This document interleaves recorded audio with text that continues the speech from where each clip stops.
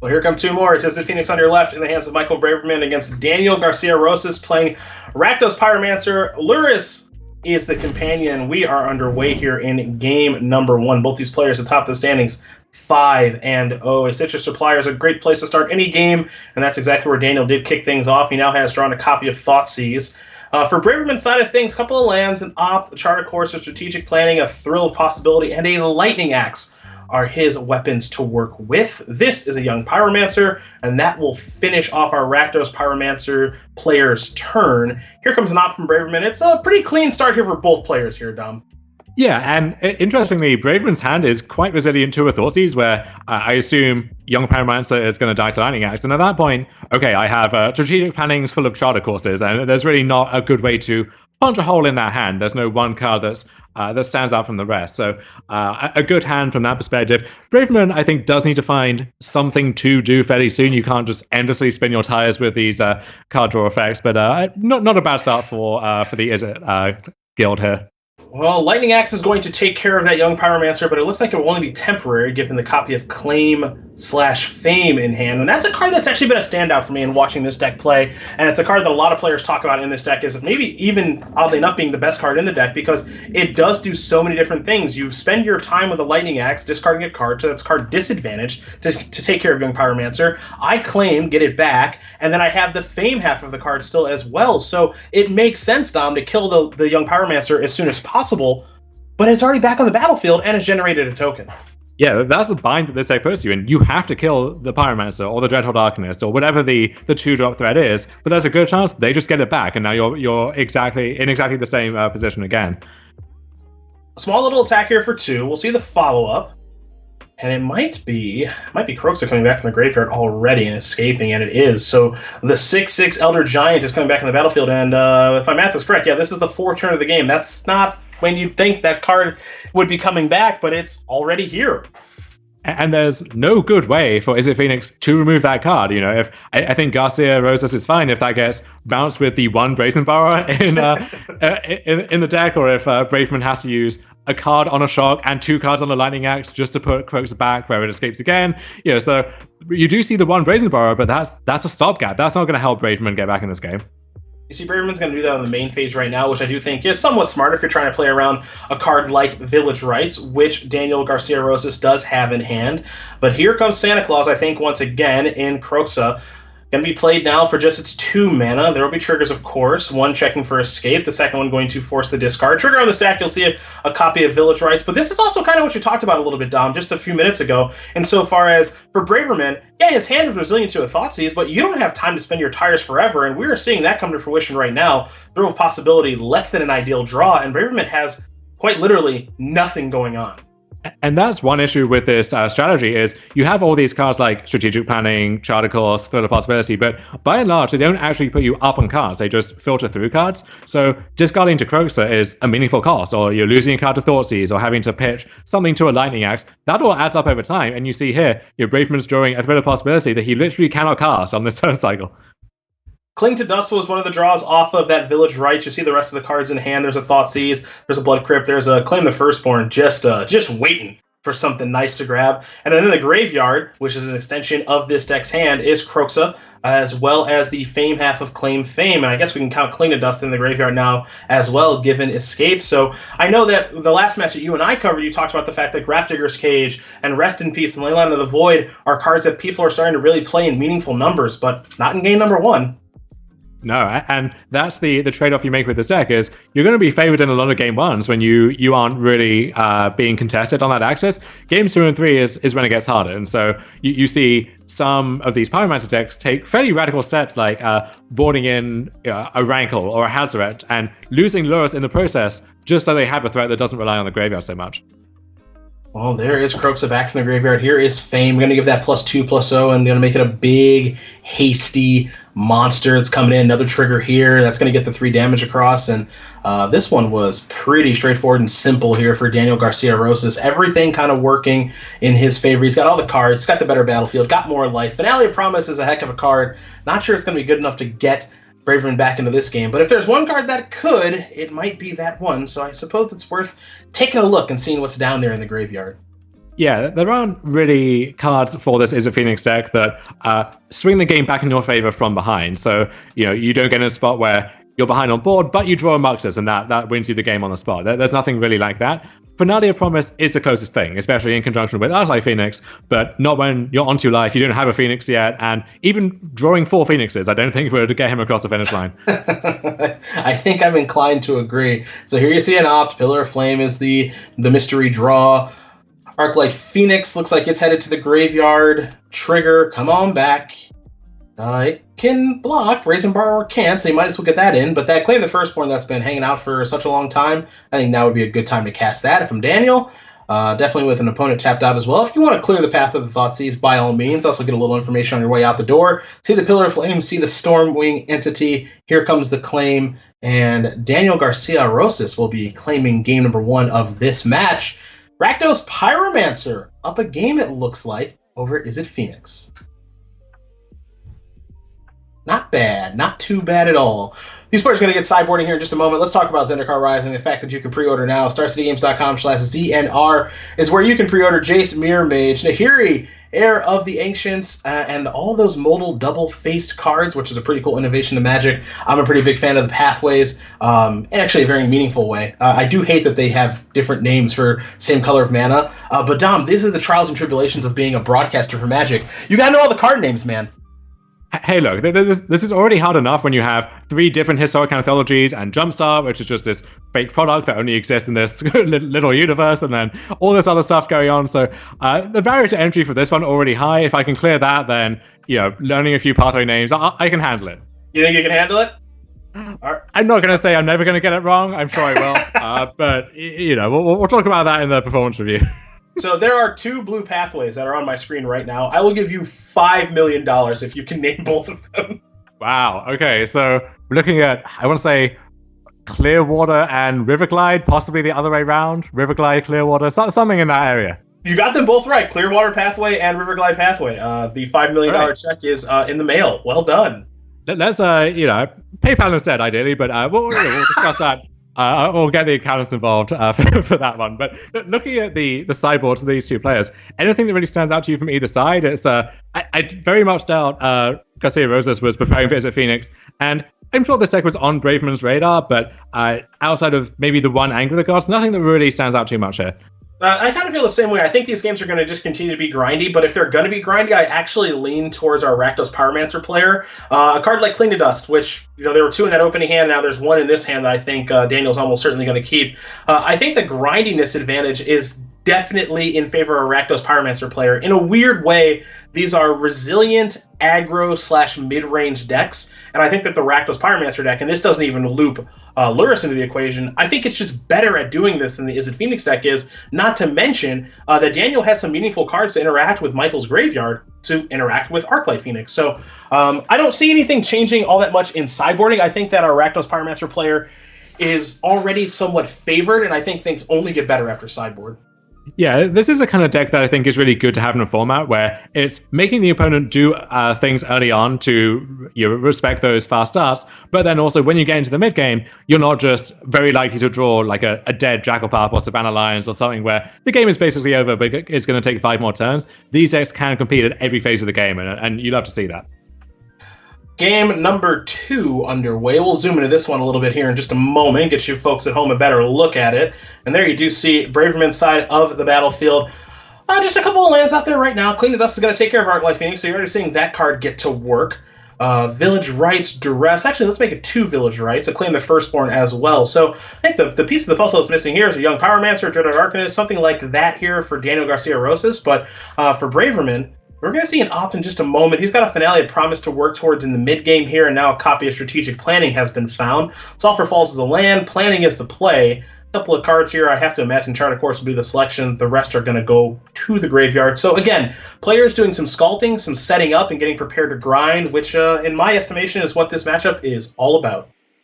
Yeah, I'm intrigued to see Claim the Firstborn still in the deck for Daniel, which doesn't have that many great targets from Braverman's side, but can sometimes be a way to just give your own Croxer or Priest of Forgotten Gods haste out of nowhere.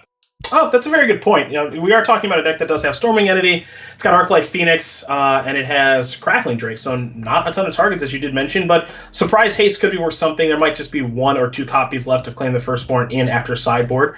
So maybe a little bit of an odd inclusion, but it may come up here as we're seeing some more cantripping, some more spinning of the wheels, as you mentioned it, strategic planning and everything else. That's what this deck does well, is it's able to look at a lot of cards. It reminds me of the modern version that Ross Merriam certainly did help put onto the map, but this version here in Historic, it doesn't have a busted card like Manamorphose, I would say thankfully. Yeah, you don't have those premier threats like Thing in the Ice or Pyromancer Ascension either. You're kind of just playing fair for the first few turns. And this is every Blue Mage's dream. If your opponent is doing literally nothing to pressure you, and you just get to draw some cards, draw some more cards, Casa Finale Promise, targeting 2 cards, so that's card advantage, and then both of those cards find you more cards, and it's, he's really doing everything he wants in Magic right now. Yeah, this is certainly someone's dream, but it definitely ain't mine. This is not how I do it. Pillar of Flame is a timely draw. That can take care of the Lurrus for good. Going to kick things off with the strategic planning. Hello, Arclight Phoenix. Do I want you into the graveyard? Almost assuredly I do. So that and Chart a Course are going to head over there. Braid's going to stay in the grip. Chart a Course time, perhaps? We could find another Phoenix. We did find another Phoenix. We are going off, Dom! We're doing it, and yeah, no mana up for Daniel threatening like a Village Rites to cash in the Lurrus, no Cling to Dust on the Arclight Phoenix, so yeah, Braverman just gets to do his thing, attacking for 6 here with a pair of Phoenixes, and yeah, that Claim the Firstborn is looking kind of embarrassing on the other side right now. Yeah, Claim looks bad. Red Cat Melee doesn't look particularly good. Young Pyromancer is timely. I will give it that. But Daniel's makeup of cards right now, he's already blown the Cling to Dust. Doesn't mean he can't use it again, of course. But the Arclight Phoenix is already on the battlefield now, looking less than ideal. So what we're going to see here is Red Cat Melee take care of an Arclight Phoenix. You saw the Young Pyromancer, so there's a token. Now here's Village Rites. It's going to sacrifice a token and, of course, make a token. Looking for some more ammunition here. That's a Swamp, and that's not all that much really going on. So a Braid looks like it's going to be played immediately. That's going to be the first order of business here for Braverman. And though I think this matchup, Dom, is a good one here for our Rakdos Pyromancer player, Braverman is, I think, well on his way to probably tying this one up. Yeah, I think we're going to see a Game 3 here very shortly where I don't know if Daniel has anything he wants to adjust for Game 3, or Braverman for that matter. But yeah, I think we're going to see these players go back into the ring as they compete to be maybe the last undefeated player in our tournament here. I guess Ari, so. Maybe Ari Light would have something to say about that. Sure, yes. Ari with his Sultai strategy. Very powerful indeed. We're going to see a Storming Entity here after that shock. In response to the shock, of course, we did see a Village Rite sacrificing that Young Pyromancer, generating an Elemental token, drawing a copy of Claim, as well as a 3rd copy of Village Rites for this game.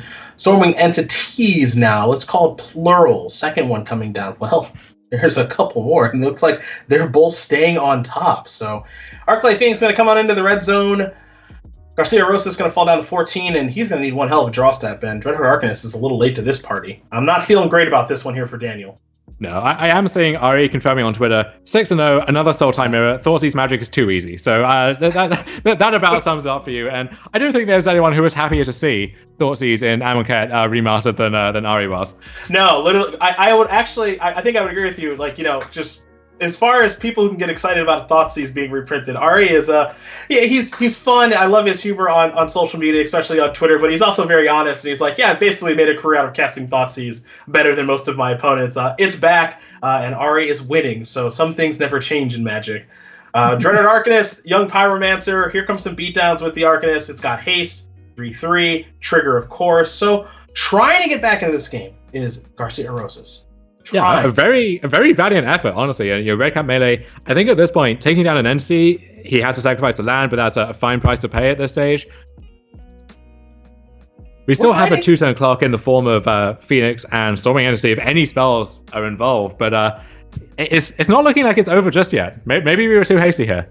Yeah, perhaps. We're going to see. Well, are we going to actually see this exchange? I wasn't sure if we were going to. I didn't know if Braverman wanted to try to race right now. And Dreadhorde Arcanist can be somewhat difficult to race, and there are good cards to be replayed from the graveyard. So Braverman is actually considering making a trade here. Entity for Dreadhorde Arcanist. Take a look at the graveyard. Couple copies of Village Rites, a Cling to Dust, and that Duress from very early on in the game. So it looks like we are going to see this trade. Don't forget, too, that Braverman knows what he's drawing, as do we here at home and you watching at home as well, which are Stormwing Entity this turn and Stormwing Entity maybe the next turn, because now one of these might get scryed to the bottom.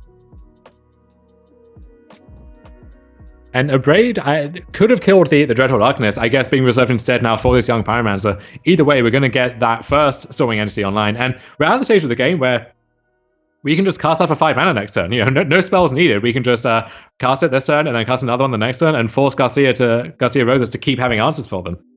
Well, here's a Village Rites. Once again, Red Cat Melee and the Canyon Slough are the draws off of the Village Rites. Now here's Storming Entity, trigger, scry 2. You got an Entity and an Opt. Well, makes some sense to situate them that way, I would say.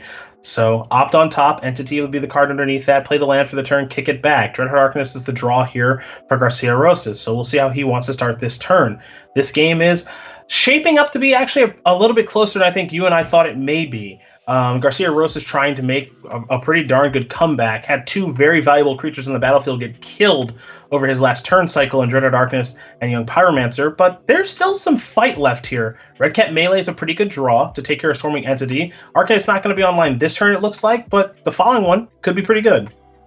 And this is where the unexpected haste from Claim the Firstborn on the Arcanist comes in, where we can melee one of these threats, we can give haste to our Arcanist and then flash back to Red Cat melee, or something else, maybe Cling to Dust, Village Rites, a card like that. So Daniel could certainly string something together here.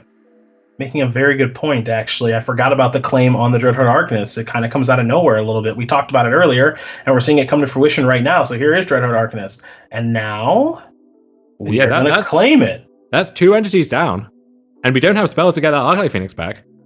So you could say now that this Arclight Phoenix is done for too, at least for a little while, but we're going to go towards Village Rites instead. So sacrifice an elemental, draw a couple of cards. Okay, claim Fame, sure. Get your points of damage in.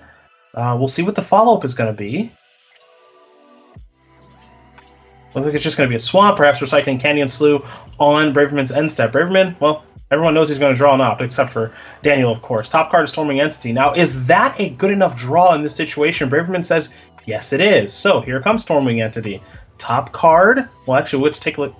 We'll have the opportunity, to take a look at the top 2. It's a Braid and a Triumph. Triumph's not great. A Braid, Dom, you think good enough? It's fine. It's just kind of treading water a little bit, which if you're attacking in the air with an Arclight Phoenix, maybe something else, that's good. That's kind of what you need. But if, let's say, that entity dies again, then that Braid is really not doing too much at that point. Oh, I got a feeling that entity might be dying again. So let's cycle a Canyon Slough, shall we? Take a look. Swamp's the draw. Mystery card for the turn is a Dragon Skull summon. So a little bit of flooding here, but Claim and Fame is something to do with the mana. So looks like Garcia-Rosas is taking a look at his graveyard right now to figure out what his options are with the Arcanist and with the Fame half of Claim Fame. I suppose the Claim half, too. Make this a really, really good turn for our Rakdos Pyromancer player. Yeah, we got a Cling to Dust hanging out as well. That's a good use of 4 mana if we've got that spare. So there's a sick land. This should be a good turn. Here's Claim. All right, Arcanist. And now the festivities begin. Yeah, here's Fame. Now, do we have a removal spell left over to kill yet another Storming Entity? Well, if memory serves, there should be a Red Cat Melee down there. Hope I'm right about that. All right, well, here it is.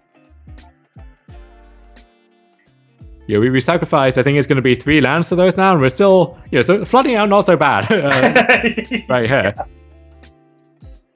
That's one of the things that can make Magic fun sometimes. Sometimes you're incredibly frustrated at drawing too many lands, sometimes it's A-okay. I think this might be one of those spots where it's just totally fine for that to be the case. So you're going to see some cards placed on. Here is Cling to Dust. Arcanist targeting a couple of different cards, putting those on the stack. So Phoenix down. Okay. Red Cat Melee. Shoot that down. All right. Now remember, the draw for Braverman is going to be in a Braid. Take a look at this graveyard.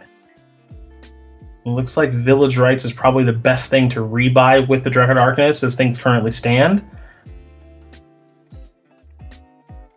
Yeah, I think maybe it was hasty to flashback, in air quotes, the Cling to Dust with the Arcanist last turn, where now that is out of commission. That's gone. Whereas previously we had a stocked graveyard. Maybe we could escape it this turn and then flash it back with that, get another card, 3 more life out of it. So, and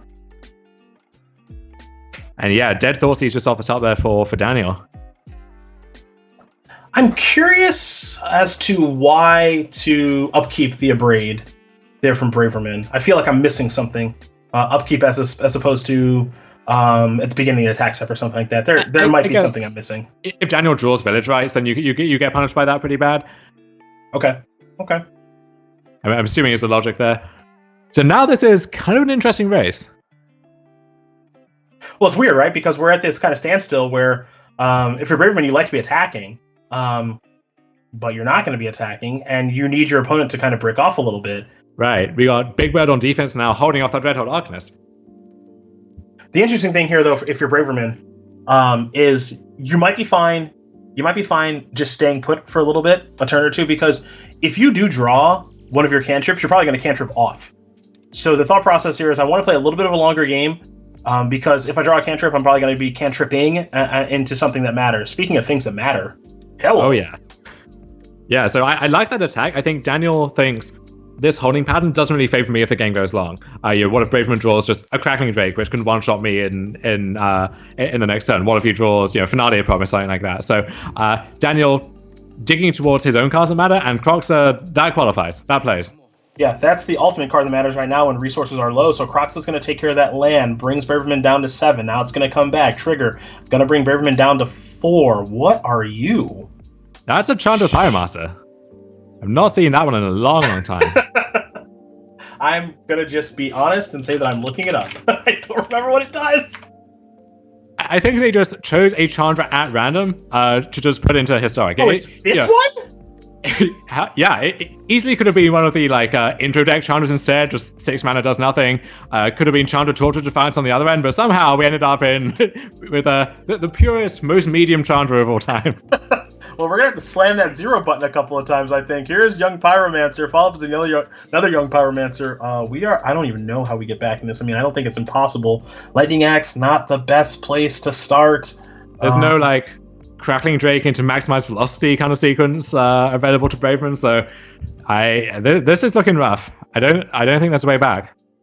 Yeah, I think I'm with you. I forgot about the Crackling Drake and a maximized velocity, the Pete Ingram, as it were, to steal a game, to play the Triome. I think this is a nice comeback from Daniel. This is a really nice comeback. Yes, it is. He's gonna win this match and move on to 6-0. Rakdos Pyroman